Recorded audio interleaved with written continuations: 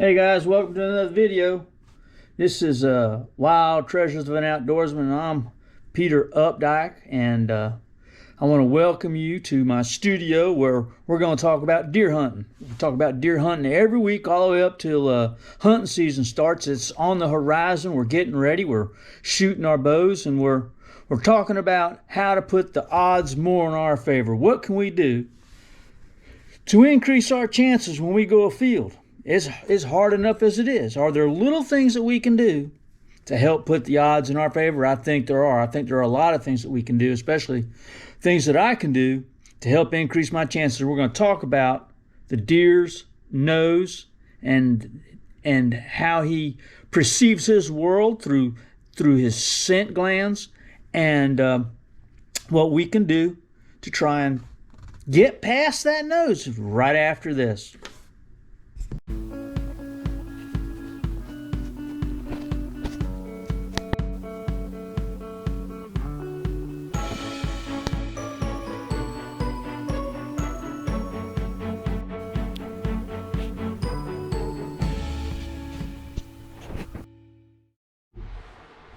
So greetings and welcome to another video.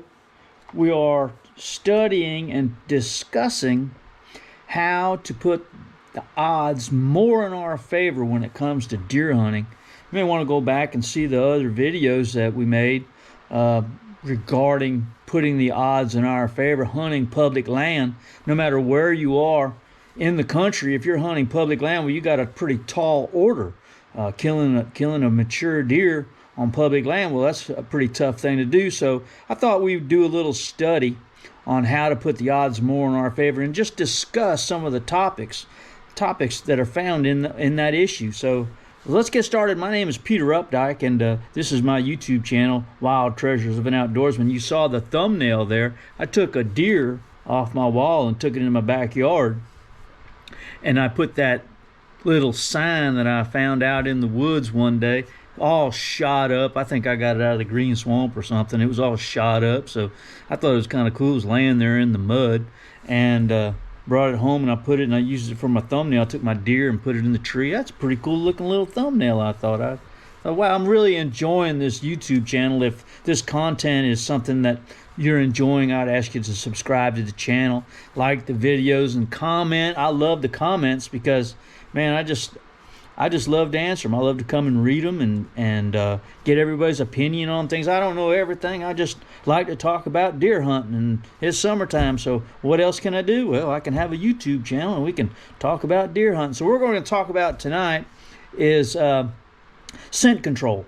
The deer's ability to smell danger. I think that's it in a nutshell. That the deer isn't worried about hunters. It isn't worried about alligators. It isn't worried about panthers. It isn't worried about anything except everything. He's worried about everything. And when a deer smells and goes the other way, well, that's a flight response. He's picked up the scent of danger, and he knows he has to leave. Now, not all deer will respond that way, especially when it comes to human odor. You'll see deer in a wind that is not favorable. You'll see deer, and those deer will come right in and they'll smell you. But usually those are not the deer that we're after. A lot of private land, they have feeders set out, and deer become accustomed to smelling human odor.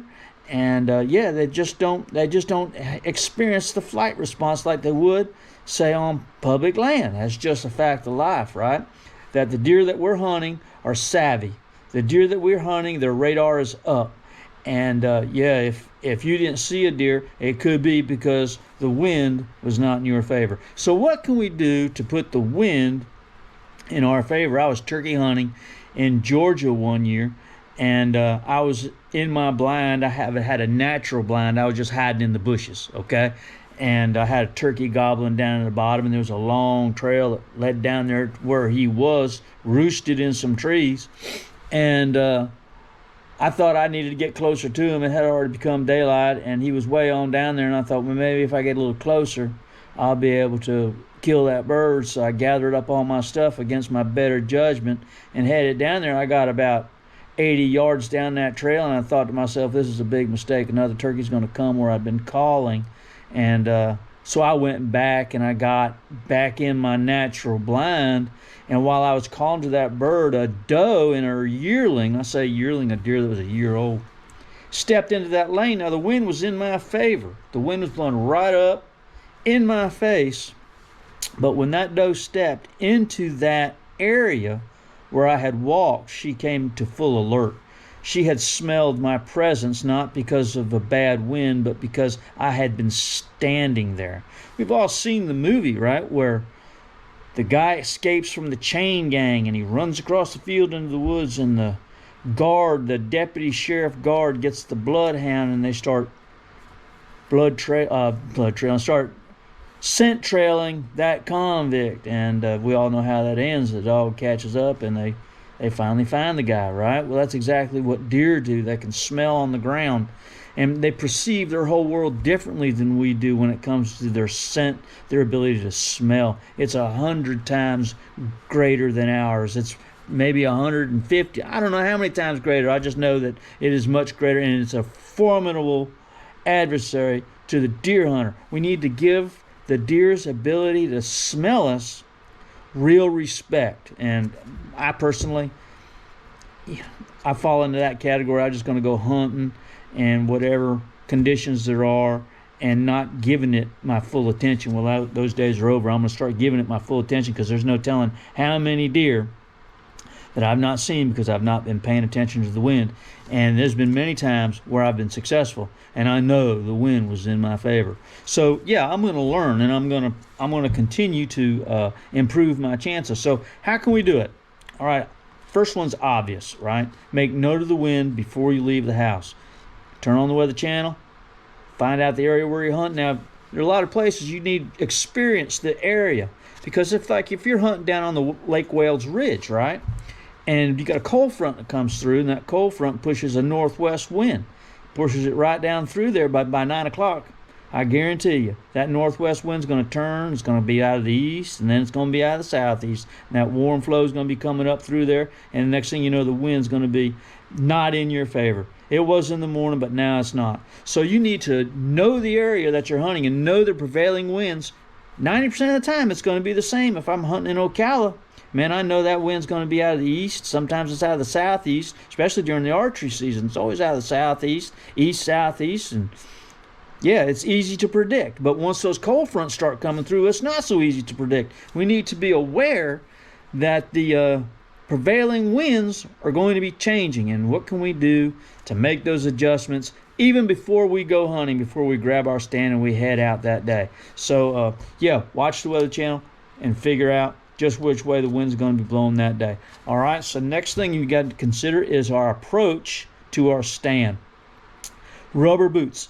I like to wear my Chippewa snake boots, but again, if I walk down a trail, and I walk down a very long trail to get to my ladder stand, and if a deer walks on to that trail that I can't see, it's going to smell my presence. He's going to know that I'd been there, and he's just going to turn and go the other way. That's probably a deer that I'm not going to see, right? Simply because the deer had stepped out into the lane where I had walked, and he smelled me. And yeah, big mistake on my part. Wear rubber boots. Now, we're not going to talk about products tonight, but you can spray your boots with earth scent or whatever. But, you know, there are a lot of products out there that are sold. There's gadgets you hang in your stand. There's suits that you can wear, scent lock suits and all this. And they advertise, these people advertise, you know, forget the wind and just hunt. I don't know about you guys, but I'm not going to forget the wind. I'm going to pay attention to the wind, because I want to be a knowledgeable hunter. I want to be a wise hunter. I want to be a woodsman. I want to be a real outdoorsman. I don't want to forget about the wind. I want to use the wind to my advantage, okay? So if I'm in my stand, and say I take my climbing stand and I go and I find a tree and I invest myself in setting up there, and then all of a sudden the wind isn't in my favor anymore, I need to turn my stand around. Well, that's a simple solution, okay? If you pick a spot, maybe you need to have a backup plan as far as the tree is concerned. Well, the wind's probably going to be out of the east. It's out of the east right now, and then you get there and you find out it's out of the northwest. well, what's in that direction? Maybe I need to turn my stand around and look in that direction rather than the other. Maybe you won't be able to see as much, right? Yeah, I get that. That's annoying, right? To know that you can see a lot behind you, but the odds are not in your favor if the wind is not right. Okay, so that's my solution. The rubber boots, and man, the deer smell everything. They smell what we had for breakfast. They smell the gas we pumped in our truck. They smell the deodorant that we use or the deodorant we don't use. They smell our breath. They smell our caps. They smell everything. We've got to learn to put the wind in our favor, because there's no fooling his nose. Put the wind in your favor. Pay attention to the direction of the wind before you get there. Pay attention to your approach. Wear your rubber boots.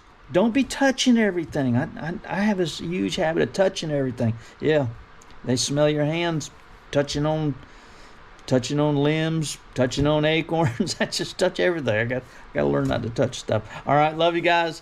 That's today's video. Hope you enjoyed it. Talk to you soon. See you. Bye.